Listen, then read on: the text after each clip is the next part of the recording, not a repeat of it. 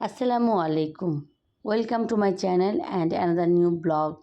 রমজান খুবই কাছে চলে এসেছে, এর জন্য কিছু কিছু আইটেম আমি বেশ কিছু ফ্রোজেন আইটেম যেগুলো ফ্রোজেন করে রেখে দেওয়া যাবে, তো সেগুলি আমি কিছু বানিয়ে রেখে দেব, যাতে রমজান মাসে সারাদিন রোজা রেখে আমার কাজের পরিমাণটা একটু যেন কাজের প্রেশারটা একটু কম পড়ে। এর জন্য 3টা আলু নিয়ে নিয়েছি, মাঝারি সাইজের আলু, 1.5 কাপ পরিমাণ মুরগির মাংস, পেঁয়াজ কুচি, ধনেপাতা কুচি, কাঁচামরিচ কুচি, ক্যাপসিকাম কুচি, ক্যাপসিকামটা পুরোটা অপশনাল, আদা রসুন পেস্ট, লাল মরিচের গুঁড়া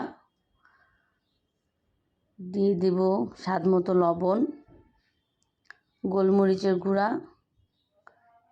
জিরার গুঁড়া, ধনিয়ার গুঁড়া,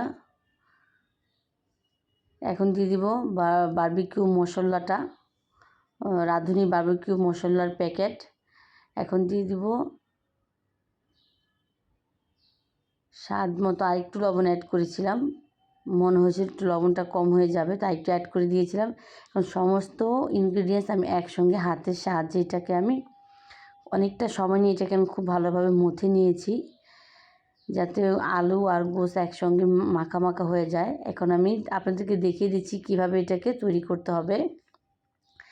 হাতে একটু তেল মেখে তারপরে এটাকে আমি গোল আকারে আলু, তারপর একটু চ্যাপটা করে নিচ্ছি হাতের সাহায্যে, তালুতে হালকা চেপে চেপে। আমি একটা ডিমকে 4 টুকরো করেছি, যে যেমন করে পছন্দ করেন ঠিক সেভাবে নেবেন। আমি 4 টুকরো করে তারপরে এটাকে খুব ভালোভাবে এটাকে আমি মুখটা বন্ধ করে দিচ্ছি এবং খুব সুন্দর করে একদম সমানভাবে এটাকে আমি হাতের সাহায্যে একটু চেপে চেপে সমান আকার করে নেব। এই পর্যায়ে আমি ভালোভাবে মথা হয়ে গেলে আমি দিয়ে দিব ব্রেড কামে, একটু করে হালকা হালকা করে, যেহেতু একটা ভিজা ভিজা আছে এর জন্য ব্রেড কামটা খুব সুন্দর করে এটার মধ্যে বসে যাবে। ডিমে গড়ানোর কোনো প্রয়োজন নেই, এভাবে খুব সুন্দর করে দেখুন বসে গেছে। আপনি একটু আলগাটা ঝেড়ে ঝেড়ে নিচ্ছিলাম, আমি পরবর্তীতে আরেকটা দেখিয়ে দিচ্ছি।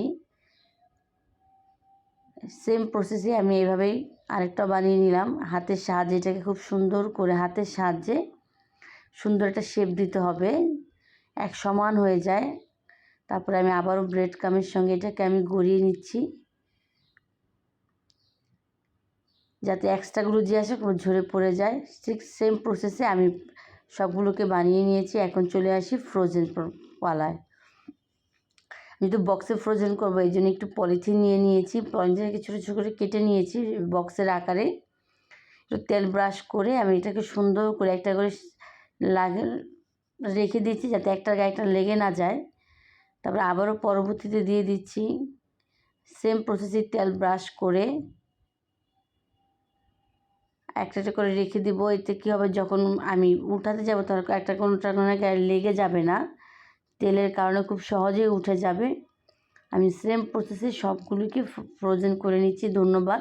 এতে কিন্তু আপনার রোজা রেখে ক্লান্তিটা কিন্তু খুবই কমে যাবে।